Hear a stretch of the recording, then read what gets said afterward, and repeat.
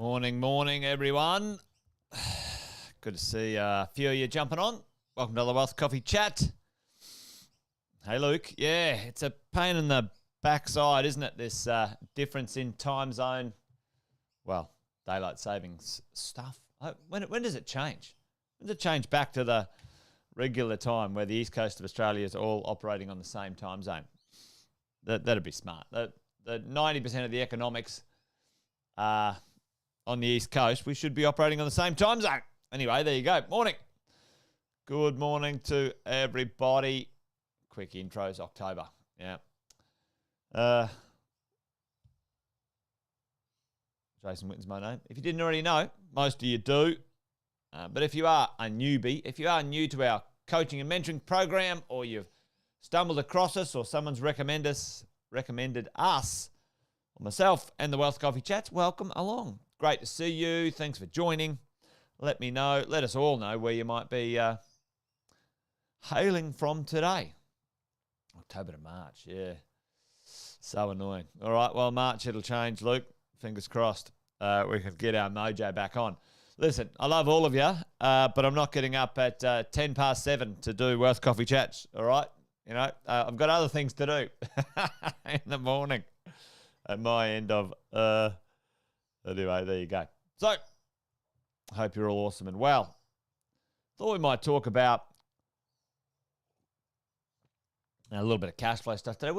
There has been a bit of a theme going on for a little while about our rents, some cash flow, and what the go is when it comes to a little bit of serviceability, some concerns, some issues, whatever that might be.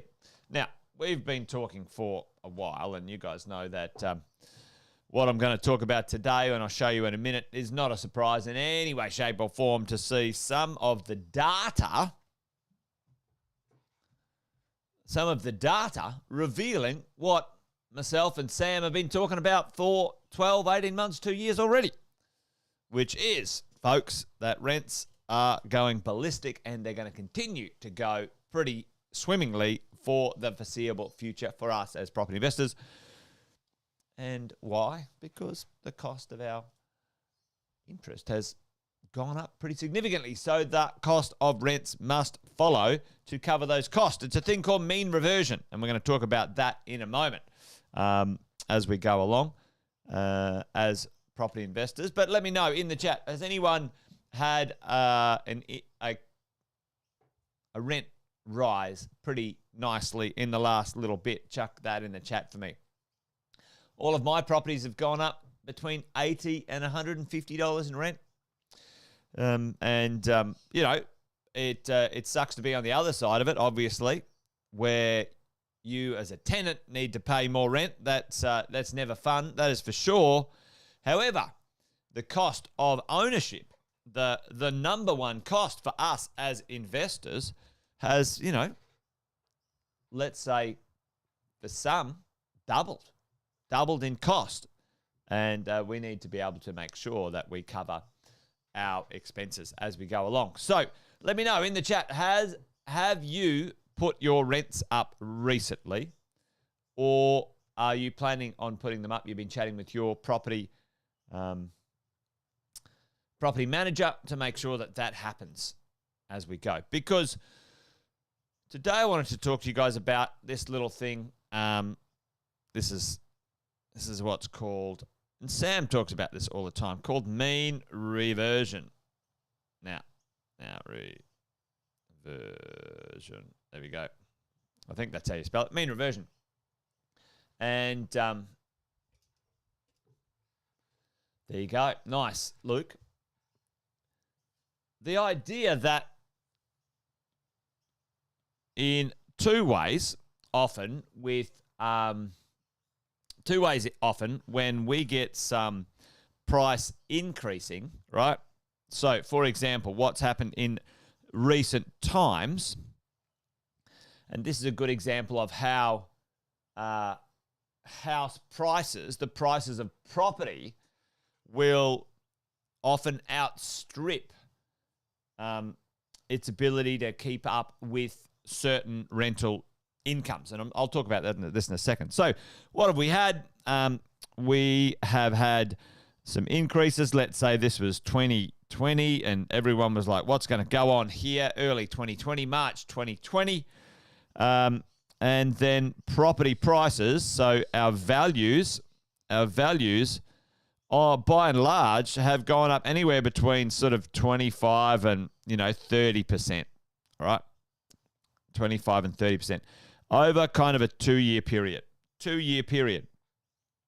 Now, there's been some adjustments in values, certainly because of the increasing in interest rates and also the limiting in ability to borrow. But by and large, those values now have increased. Let's say on average, we've got, a house in Pallara in Brisbane going from 600, let's now call it to 900. All right? Unreal. If you're, oh, crikey, we've got the old weirdo chat thing back here. Let me sort this out for a second. Block them. Anyway, there we go. Don't click on those links, folks. Yeah, there you go. So, we've had our property values increase pretty significantly. However, the rents, folks, take more time, all right? Take more time. When this boom started, the capital growth boom started, your property was worth, 600 and your rents were 550. Kind of like 2 years to 3 years later, the rents hadn't really received a lot of pressure, let's say in Brisbane. So the rents were 600, but now your property value is 900, okay?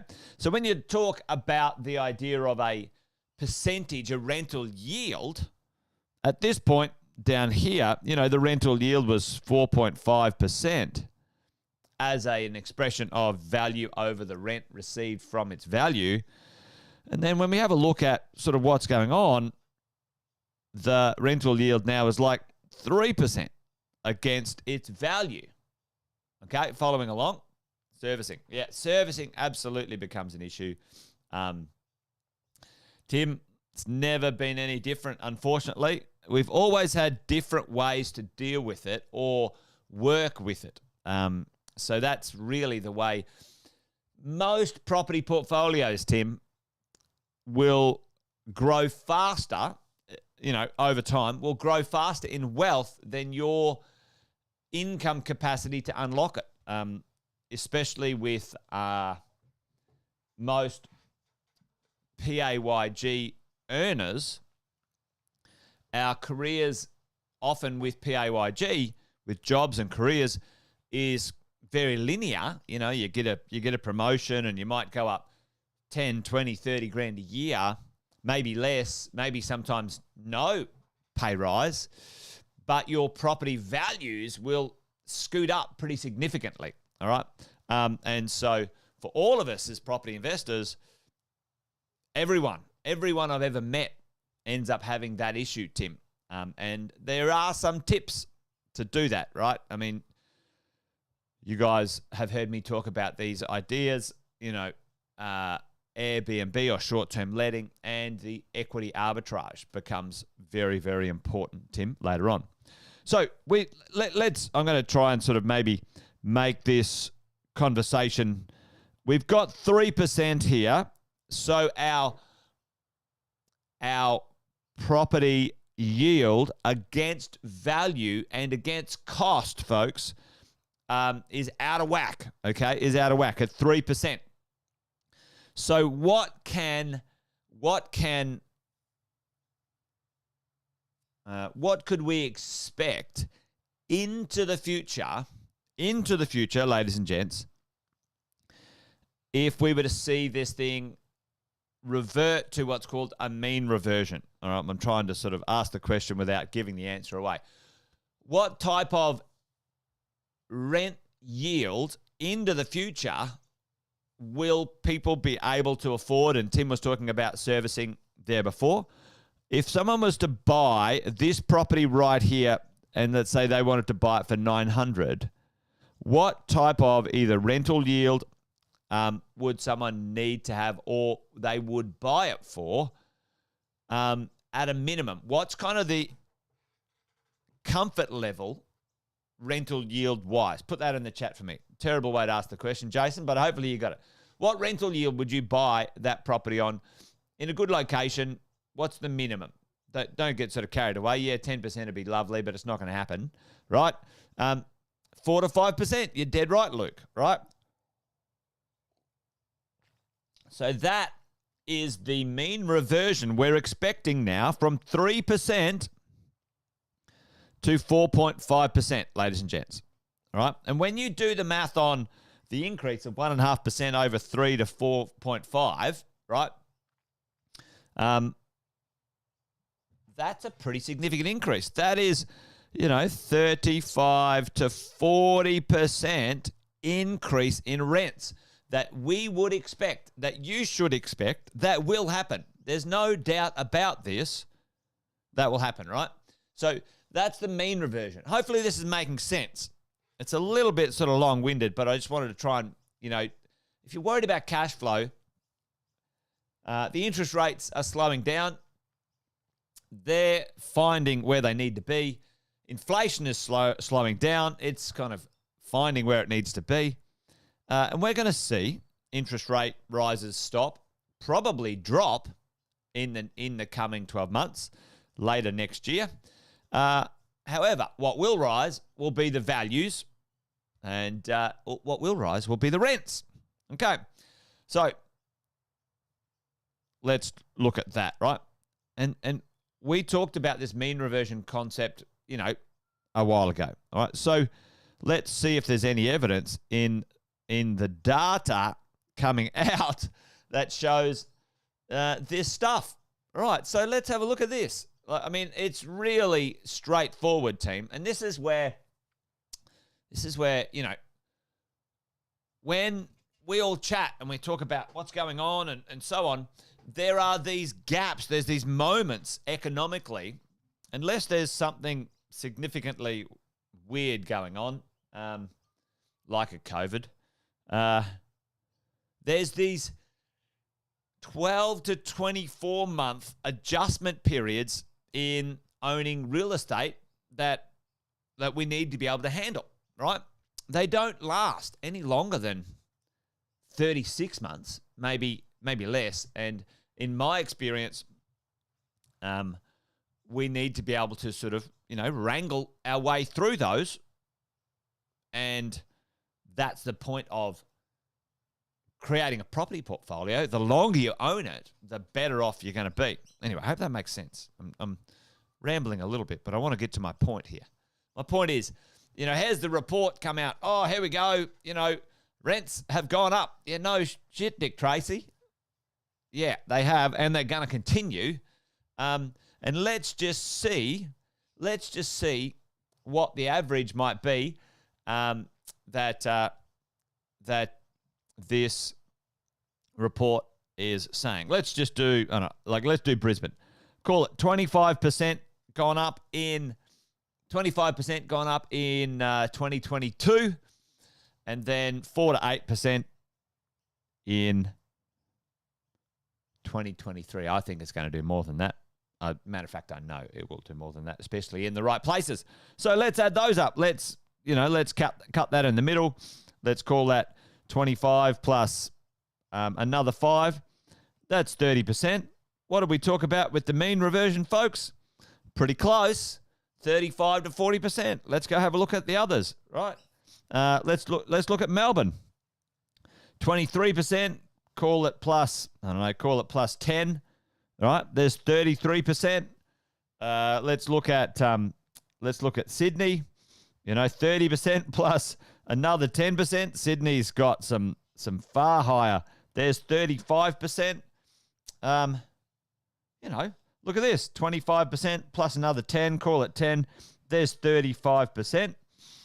What did we say with our mean reversion? 35 to 40%. It's pretty straightforward, team, when we think about, when you look at it. And often,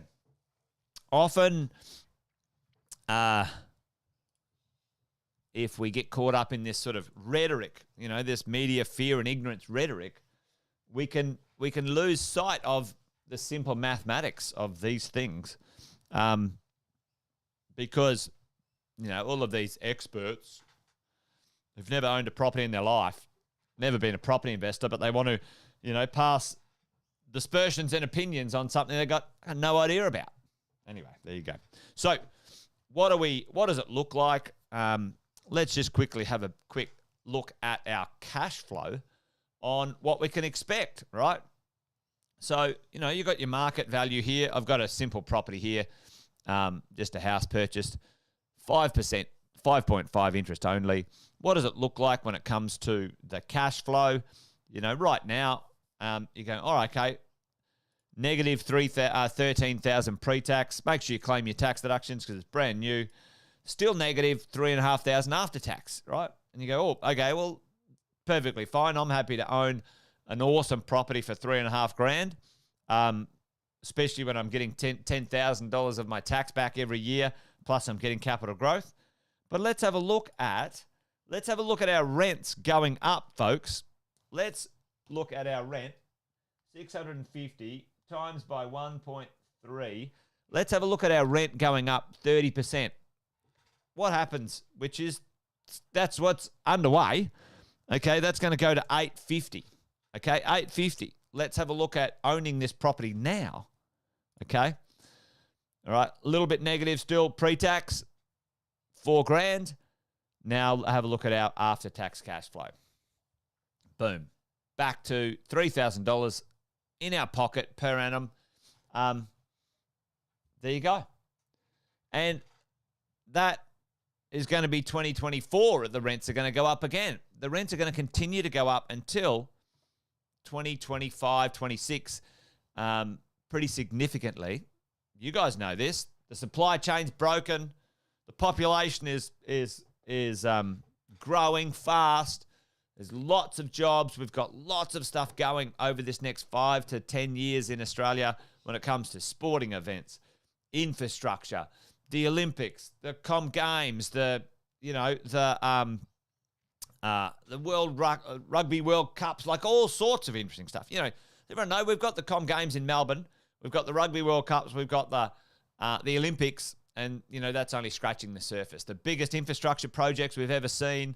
Melbourne getting more infrastructure money than it's ever seen in its history from the national government and the state government spending. Anyway, there's lots going on.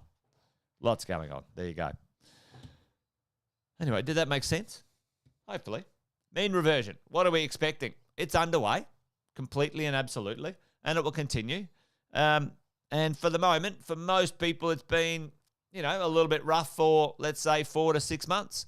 Might be a little bit rough for another 4 to 6 months, but put your rents up, and 12 to 18 months later, we'll be back to mean reversion where, the dollars and cents